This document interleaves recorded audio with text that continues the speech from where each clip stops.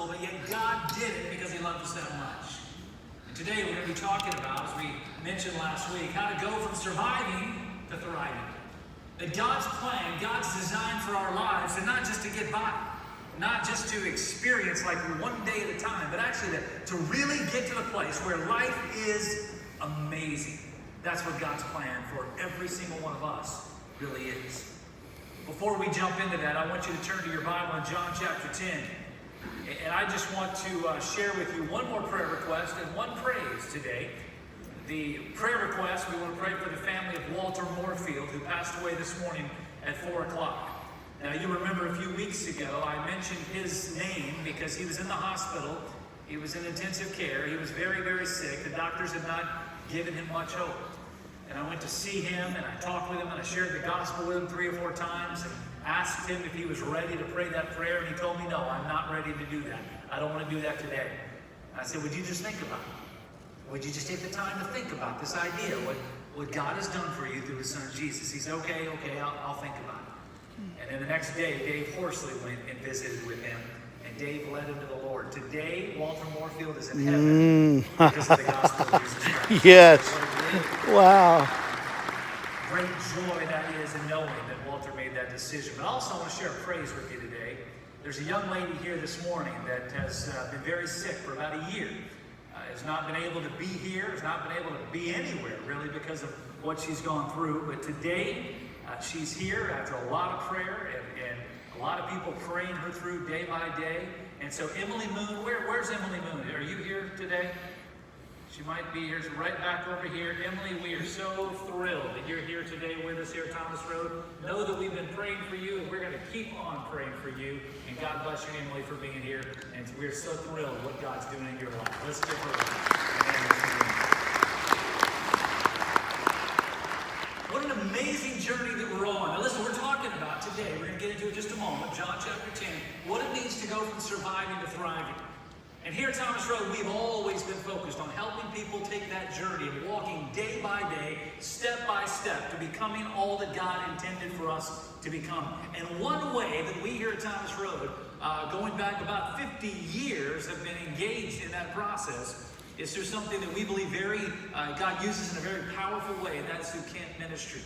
In a couple of weeks, Thomas Road Outpost and Camp Hideaway will be opening up for our summer programs. And this summer we have about, 1,800 or so kids that will be coming through. Kids and young adults, middle school, high school kids will be coming through our camp programs beginning in just a few weeks throughout the summer.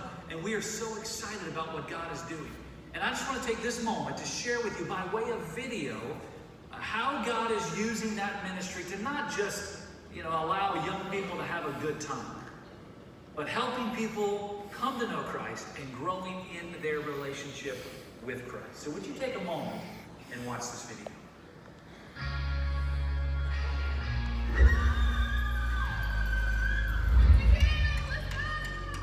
My name is Brandon Reed, and I am the Student Ministries Director at Gospel Community Church Rivermont, which means I have the privilege and responsibility of shepherding and pastoring our high school and middle school students. We were afforded the opportunity to attend the Thomas Road Outpost 2 years ago for the first time with our students, and it was a really powerful experience. A lot of them are inner city youths. They're from suburban areas. They don't get outside a lot, right? Like with the culture now, with young people, all they want to do is play these video games, watch Netflix. Right. They don't get outside and get to really experience the glory of God's creation. And that's one of the really beautiful experiences about Thomas Road Outpost is that there's no internet access. There's no Wi-Fi, you can't use your cell phone. So these young people, number one, it proves that they can survive without it. Right. Like we can go up there for 3 or 4 days, just get away with one another. And guess what? You lived without your cell phone for those 3 or 4 days. You're up here, away from the distractions of the world, away from the cell phones, and just kind of reflect on God's creation. Number 2, the art of conversation is alive. Like these young men and women actually have to talk to one another. And it just shows the beauty of real, intentional relationships and engaging with one another. And I think that sense of community is what helps them to grow and develop. And that's how discipleship happens. And I know it changes a lot of their lives because they get out there and see, okay, this is the God that created all of this. And yet he created me also. Like, look how beautiful this creation is. And he thought enough of me to create me uniquely as well. And I think when that light comes on and they get that, it just changes everything. They realize their purpose, they realize their value and their meaning, and that changes the way that they live. The staff is outstanding. I mean, they're very professional, very knowledgeable, so engaged, not just with like the obstacle courses and the things that we're doing outdoors, but they're engaged with our worship time, our times of teaching, our small groups. I mean, from start to finish, they make you feel loved there. The last couple of years that we've attended, there have been scholarships available, whether it be through our church or through TRO itself. Steve, who's the camp director, and Jim, who we have a good, close relationship with, have always told us that money should never be the reason that you don't attend. If your students want to come, we'll make a way for them to be able to come. We had a couple of guys that played on our basketball team that didn't have the money to go. So we were able to find some donors to sponsor them and pay their way, and those guys just had a blast. We were so thankful that they were able to come, thankful to those donors, so that's a great way to support this cause. Even if you don't want to go yourself, hey, maybe throw a couple dollars in to help one of these students or leaders to be able to go. So sponsorship is huge. With the culture and the generation we have now of young people, they're so used to just pushing a button or looking at a screen, a cell phone, a laptop, an iPad, or a video game to have those experiences. It's totally different when you actually experience it. Right? Rather than playing a game where I'm hiking, I'm actually hiking. Rather than playing a game where I'm fishing, I'm actually fishing. And I think it changes everything for them. They realize how it was meant to be, what it's truly like to live in that experience.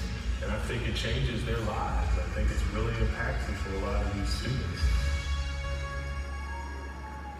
Now, the reason this morning that I wanted to share that video with you is in a few weeks we are launching our camp ministry. And as I shared with you a couple of moments ago, this summer we're going to have about 1,800 to 1,900 kids that will be coming through from first grade all the way through seniors in high school. Fifth grade and below at Camp Hideaway, sixth grade and above at TRO. Now, of those 1,800 or 1,900 kids that will be coming through, about 350 of them are coming from situations where they cannot afford a camp. We're going to be scholarshiping those kids to be there. Many of them are coming from the inner city.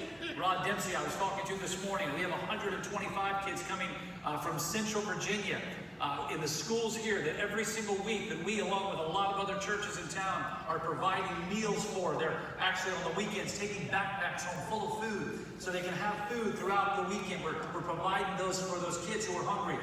125 of those kids that we are providing food for every single week of the school year, they're going to be coming to camp this summer. And they cannot afford to be there. And so we do need to raise some money in order for those kids, scholarships, for those kids to be able to come. And we are scholarshiping 350 kids this summer, and that's about $40,000 or so that we actually are going to have to raise. And so today I'm asking you, when you leave the service this morning, there's going to be an usher at every door.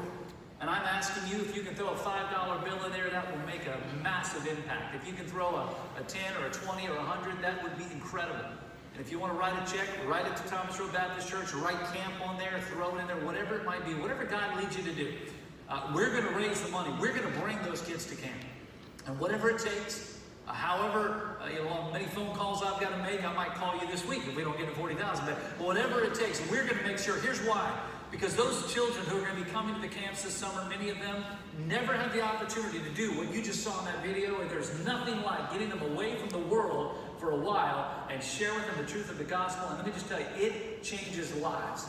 Going all the way back to Treasure Island when I was a kid. Many of you went to Treasure Island when you were kids. For the thousands and thousands of young people who came to know Christ, it is important, it is pivotal, and we want to make sure that until Christ returns, we are not leaving one kid behind. And so today, if you can help us with that, that would be fantastic.